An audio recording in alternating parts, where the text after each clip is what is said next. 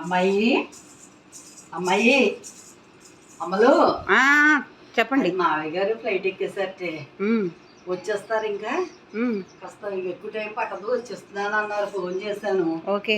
మాకెమ్మక్కలు ఎండిపోయడానికి వెళ్ళాను కదా, ఎంతవరకు ఎండే చూసాను, గాలిగా ఉందని. బాగా ఎండిపోయాయి కానీ వంట చేస్తాను. చేసేయండి అత్తయ్య. నేను కూడా మీరు చెప్పేలోగానే నేను పైకి వెళ్ళాను ఇందాక.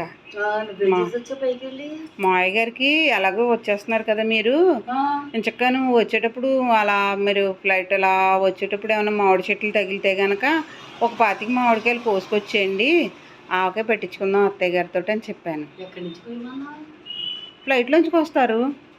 ఫ్లైట్లోంచి కోయమన్నావా మామిడికాయలు? అవును, ఫ్లైట్లోంచి మామిడికాయలు కోసుకొచ్చేయమని చెప్పాను. 25 కాయలు చాలండి, ఎక్కువైతే వద్దు, మళ్ళీ మోడీ తాతగారు నూనె ఎక్కువ వద్దన్నారు కదా అని చెప్పాను.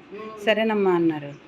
ఇంకో విషయం ఏంటో తెలుసా, మళ్ళీ అక్కడికి వెళ్ళి మన ఎయిర్పోర్ట్కి వెళ్ళి అక్కడి నుంచి దిగి ఆటో కానీ ట్యాక్సీ కానీ కట్టుకుని వచ్చేసరికి లేట్ అవుతుంది. ఎందుకు మావయ్య గారు ఇక్కడే దిగేసేయండి అని, మన ఇంటి మీద దిగేయమని మావయ్య గారికి పైనుంచి ఇలా కాకేసి చెప్పాను. ఇలా అరిచి మరీ చెప్పాను నేను, తెలుసా? మన ఇంటి మీద అరిచి ఇలాగ మావయ్య గారు వచ్చేస్తున్నారు కదా, తొందరగా ఇక్కడ దిగేయండి అని కూడా చెప్పాను.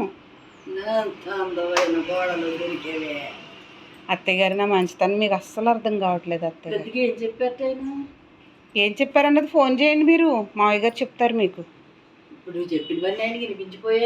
వినపడతాయి, ఎంత గట్టిగా అరిచి చెప్పాను. అవునా? అత్తయ్య గారు, ఈ ఒక్క మాటకి మీరు ఏంటి అలాగా సైలెంట్గా మాట్లాడకుండా వెళ్ళిపోతున్నారా? నాతో చెప్పరా ఏమని? అయ్యయ్యో.